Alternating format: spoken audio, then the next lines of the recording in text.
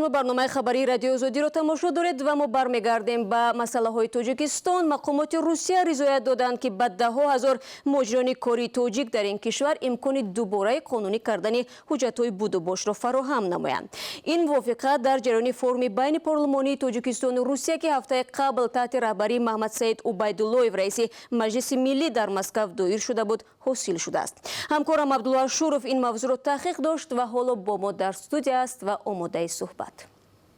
سلام عبدالله. نخست بگو که کدام قسمتی از مهاجران شامل به اصطلاح عفو احتمالی می شوند؟ سلام شهلا. عفو و یا فراهم کردن امکان دوباره قانونی کردن سندهای بود و باش در روسیه در دایره همان معرکه قانونی گردانی باید صورت بگیرد که از 24 مارس تا 24 اپریل سال گذشته در روسیه جریان داشت. محمد سعید عبیدالله‌یف رئیس مجلس ملی در جریان این فروم از همتای روس خود والنتینا ماتویینکا خواست حدوداً به 70,000 مهاجران تاجیک دیگر دوباره هم چنین امکان داده شود، چون به گفته او یک ماه مهلت که داده شده بود خیلی کم بود. برخی از مهاجران بنابر تنگی فرصت، برخی دیگر بنابر آگاهی نداشتن نتوانستند سندهای بود و باش خود را در روسیه قانونی گردانند.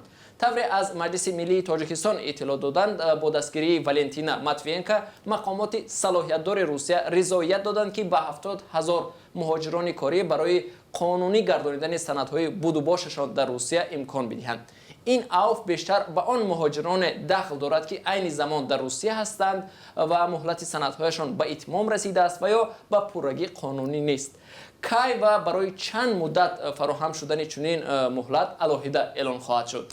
خب عبدالله، آیا آماری هست که بود و باشی چه مقداری از مهاجران تاجیک در روسیه قانونی نیست؟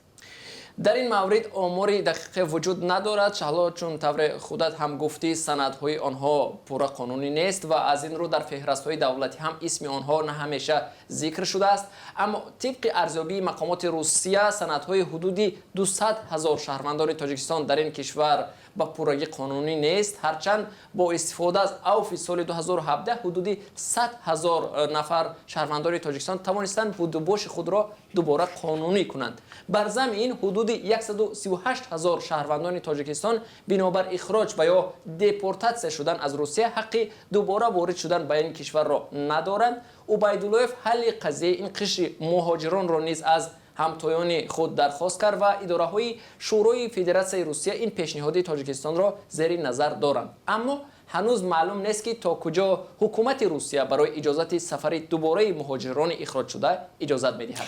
خب تشکر عبدالله. ما این موضوع را حتما پیگیری میکنیم و بینندگان عزیز در صورت اعلان شدن عفو شما را حتما در جریان خواهیم گذاشت.